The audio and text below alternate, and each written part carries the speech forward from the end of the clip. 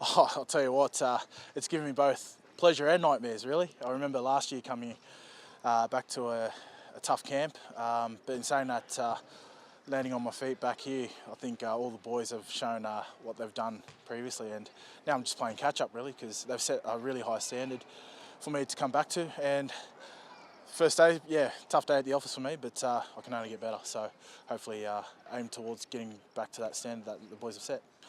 Yeah, I'm not too sure about coming back to the winter time, but it's currently a heat wave over in Leicester, so I was enjoying sipping some cappuccinos out in the hot sun there. But no, I mean, always love coming back home, especially seeing the boys.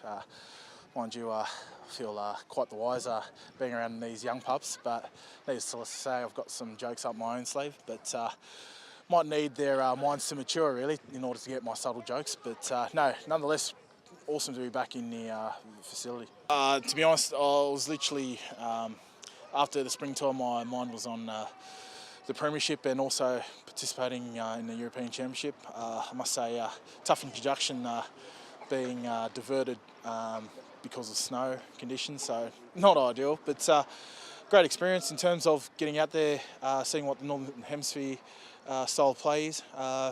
Took lots to absorb, but also get used to coming towards the later months of May.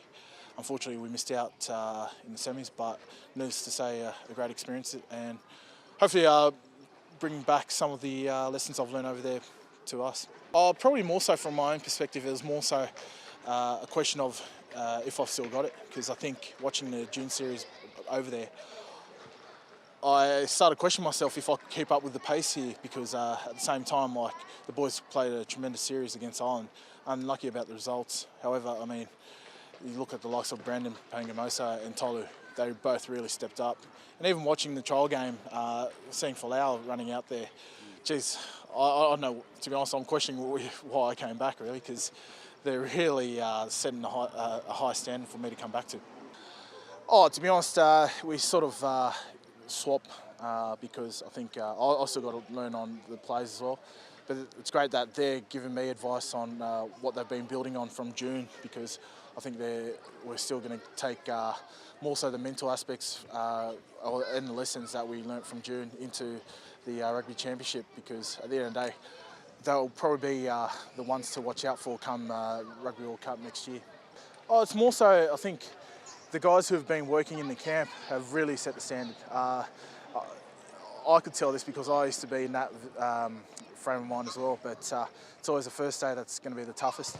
Talking to some of the boys from the Waratahs squad, I think they're just really keen to get on with the Rugby Championship, because obviously they're disappointed with the result that they had in Johannesburg, but I thought they played extremely well. They actually put themselves in position to go back to Christchurch. Needless to say, I think they deserved their break, and more mentally than physically, and now they're ready to come back and actually start better than what we did last year, because I think that's probably one of our focuses coming into this camp, because obviously last year we didn't start too well but ended up finishing all right.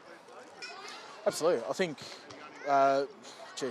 going back a couple of decades ago, when I used to play junior rugby, a lot of it was done up here in Merewether, Carlton, so still keep in touch with a lot of the boys there.